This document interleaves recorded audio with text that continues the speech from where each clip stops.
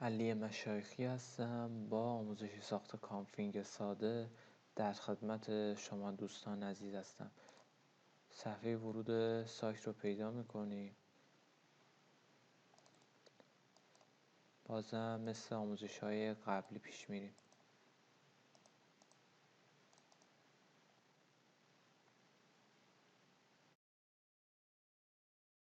سیشن کوکی به ما نداد.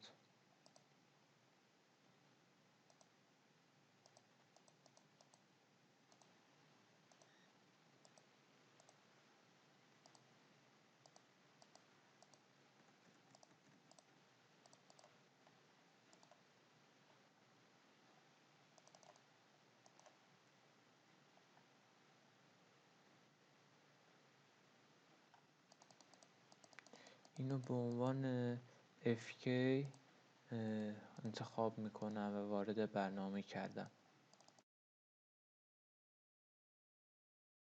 وارد پنلم میشم.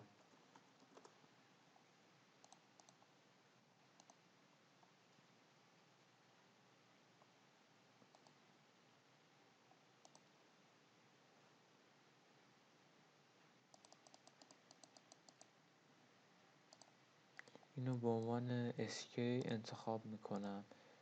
استارت رو میزنم.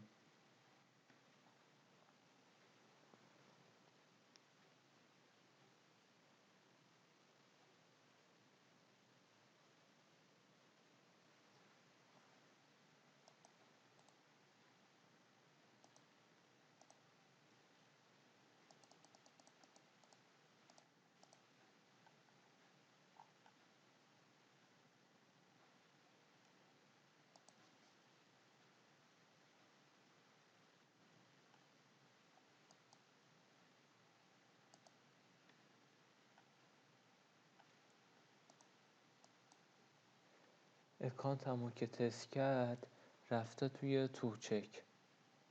پس کانفیگ سالمه.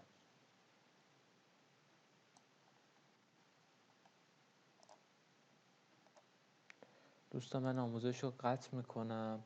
بازم آموزش بعدی رو نگاه کنید.